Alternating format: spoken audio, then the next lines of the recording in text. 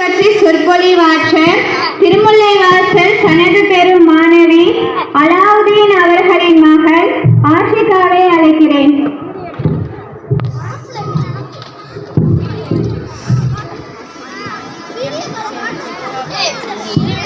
அஸ்ஸலாமு அலைக்கும் வரஹ்மத்துல்லாஹி தஆலா வபரகாத்துஹு.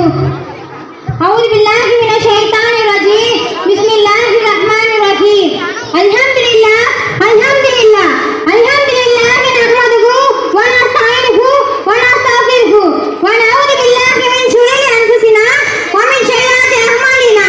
மா யஹ்தில்லாஹு ஃபலா முதில்ல லஹு வ மன் யுضلل ஃபலா ஹாதிய லஹு. வ அஷ்ஹது அல்லா இலாஹா இல்லல்லாஹ் வ அஷ்ஹது அன்ன முஹம்மதன் அப்துஹு வ ரசூலுஹு. விண்ணை படைத்து அதில் வெண்ணிலவை ஓர வைத்தவனே, மண்ணை படைத்து அதில் அழகிய மலர் கூட்டங்களை மலர வைத்தவனே, இவர்களுக்கு மத்தியில் மனித புனிதர்களை உலாவ வைத்தவனே, உனக்கே புகழ் அளித்தும். அல்ஹம்துலில்லாஹ்.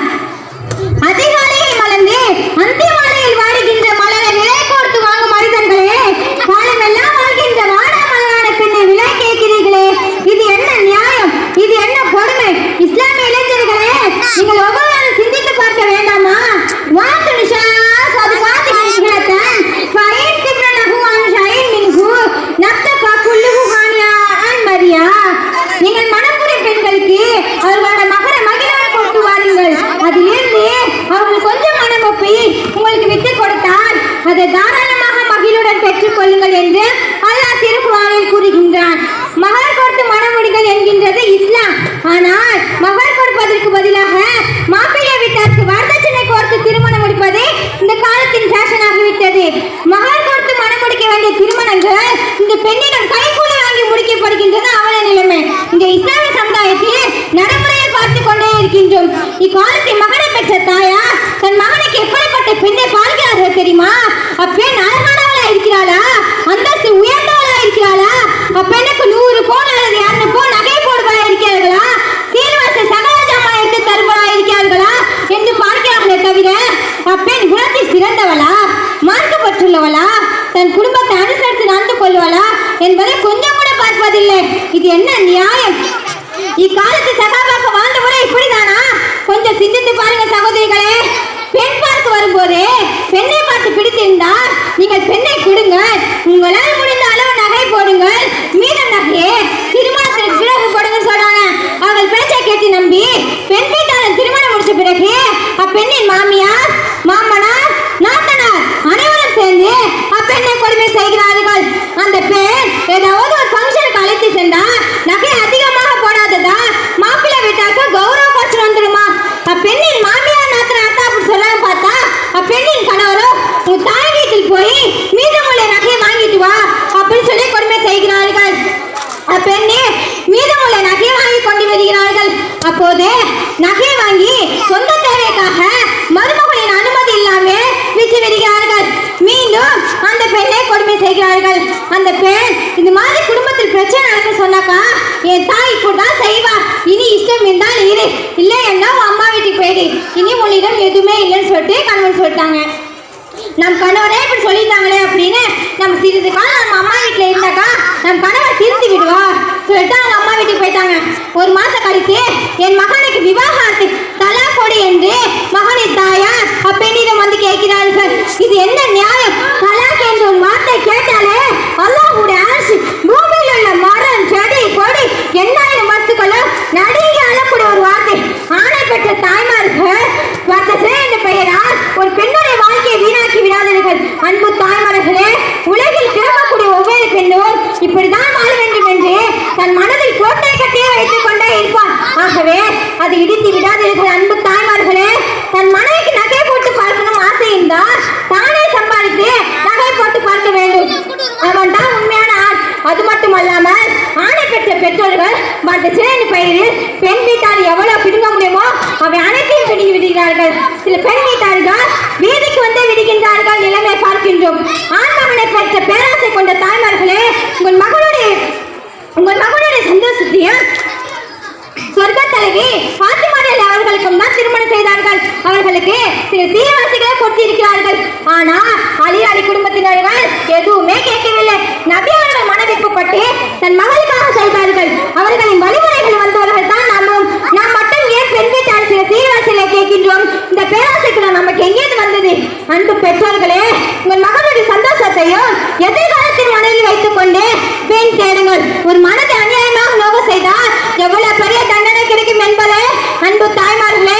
சற்று சிந்தித்து பாருங்கள். மேலும் உங்கள் மருமகளே உங்கள் வயிற்றில் பிறந்த மகளை போல காட்டுங்கள். அவ்விதம் காட்டினால் அவங்க செய்யும் தவறுகள் எல்லாம் உங்கள் கண்ணில் படாமலே போயிடும். உங்கள் மகள் செய்யும் தவறுகள் எல்லாம் உங்கள் கண்ணில் படுகிறதா? அது போல மருமகளையும் காட்டுங்கள். தன் மருமகளோ மாமியாரை தன் தாயை போல பார்த்துக் கொள்ள வேண்டும். தன் தாய் கூடவும் முடியாமல் போனாலோ கஷ்டப்பட்டாலோ எந்த அளவு மகள் பதறாலோ அந்த அளவு மாமியாருக்காக மருமகள் பதற வேண்டும்.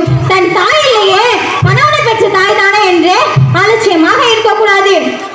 தன் கணவன் வீட்டை பற்றி மற்றவர்கள் புறம் பேசாதீர்கள். அது தன்னுடைய வீடு அல்லவா?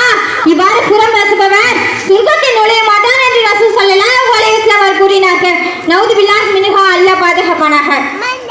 பெண்களுக்கு சொத்துரிமை இருக்கின்றதா? வரதட்சணை வந்தது.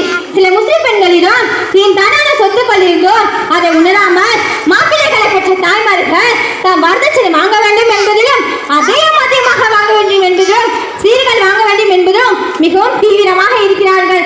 தாங்களும் பெண் என்பதை மறந்து போயிட்டார்கள். சீக்கான் வீட்டில் கல்யாணமா? சீமாட்டிக்கு சந்தோஷமா? மாக்கான் வீட்டில் மாப்பிள்ளையா? மண்டபத்தில் சாப்பாடா? இப்படி எல்லாம் வரதட்சணை கேட்டா எப்படி ஏழை பெண்மனை திருமணம் செய்து வைக்க முடியும்? மூமின்களே, தாம் பெற்ற பெண் மக்களே, எப்படியேனும் மனக்கோலத்தில் காண வேண்டும் என்பதற்காக வட்டிக்கு கடன் வாங்கி வாங்கிய கடனை வரதட்சணையாக கொடுத்து விட்டு வாங்கிய கடனையும் வட்டியில் செலுத்த முடியாமல் தற்கொலையின் மூலம் தன் வாழ்விற்கு முற்றுப்புள்ளி வைத்த பெற்றோர்கள் ஆயிரம் வயிற்று பத்தியில் திருப்பதற்கு வழி இல்லாத போது வரதட்சணை எப்படி பெற்றுக்கொள்ள கொடுக்க முடியும்? சற்று சிந்தித்து பாருங்க. வரதட்சணை கேட்டு பெண் வீட்டாரை கொடுமை செய்பவர்களே, நாளை மறுமையில் இதற்கெல்லாம் அல்லாஹ்விடம் கண்டிப்பாக பதில் சொல்ல வேண்டும். மணமகனின் பெற்றோர்களே, உடன் பிறந்தவர்களை வந்து வாழ்க்கை சீர்குலைத்து பெறப்படும் வசதிகளே, இன்னும் என்னென்ன சீராழிவுலாம் இழந்து விடுமோ என்று அஞ்ச வேண்டியிருப்பதா? அன்பு சகோதரர்களே, இளைஞர்களே, அனைவரும் முன் வர வேண்டும். அன்பு பெற்றோர்களே, பெண் குழந்தை பெற்ற தாய்மார்களே, தந்தைமார்களே, நீங்கள் கவலைப்பட வேண்டாம். எவர் 2 அல்லது 3 பெண் குழந்தைகளை கஷ்டப்பட்டு நிக்கா செய்து தருகின்றாரோ அவரும் நான் சொர்க்கத்தில் இவ்வாறு இருப்போம் என்று நடுவிரலையும் கலிமாவையும் சுட்டி காட்ட நாயகம் ஸல்லல்லாஹு அலைஹி வஸல்லம் கூறினார்கள். இவ்வுலகத்தில் கஷ்டப்பட்டு கட்டி கொடுக்கின்றோம், மறுமையில் நான் சுகமாக இருப்போம் என்று ரசூல் ஸல்லல்லாஹு அலைஹி வஸல்லம் கூறினார்கள். சுப்ஹானல்லாஹ். பூமிகளின் மென்மையான பெண்களிலும் கைகூலி கேட்டு வாங்கும் இஸ்லாமிய சகோதரர்களே, நீங்கள் ஒவ்வொரு சிந்தித்து பார்க்க வேண்டாமா? இவ்வுலகத்திற்கே வழிகாட்டிய உத்தம திருநபின் முத்துக்காலாக நீங்கள் வெண்முத்துக்காலாக ஒளி வைக்க வேண்டாமா? ஏழை பெண்களை கண்ணீர் கொடுத்து மகள் கொடுத்து மனம் முடிக்க வேண்டாமா?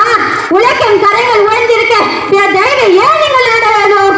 ஆண்களும் பெண்களும் பெருமைக்குரிய பெற்றோர்களும் அல்லாஹ்வுக்கு ரசூலுக்கு பயந்து ஏழை பெண்களை கண்ணீர் துடைக்க முன் வாருங்கள் சகோதரர்களே. கண்ணியத்திற்குரிய சகோதர சகோதரிகளே, உங்கள் வீட்டு மகளாக வந்து மரணம் வருவாரே, உங்கள் குடும்பத்திற்காக உழைக்கும் அப்பெண்ணுக்கு மகளை நீங்கள் கொடுத்து திருமணம் செய்யுங்கள். ஒரு பெண்ணை துன்புறுத்தி வரதட்சணை கொடுமைப்படுத்துவதற்கு நரக நெருப்பி அல்லாஹ் தஆலா மறுமையில் வரதட்சணையாக கொடுக்கின்றான். அஞ்சு கொள்ளுங்கள், நரக நெருப்புக்கு அஞ்சு கொள்ளுங்கள் என்று நபி ஸல்லல்லாஹு அலைஹி வஸல்லம் அவர்கள் எப்படி வாழ்ந்தார்களோ அதன்படி நாம் அனைவரும் வாழ்வதற்காக அல்லாஹ் தௌஃபீக் செய்வானாக. ஆமீன் ஆமீன் யா ரப்பில் ஆலமீன். வாஹி தவானா வல்ஹம்துலில்லாஹி ரப்பில் ஆலமீன். அஸ்ஸலாமு அலைக்கும் வரஹ்மத்துல்லாஹி தஆலா வபரகாத்துஹு.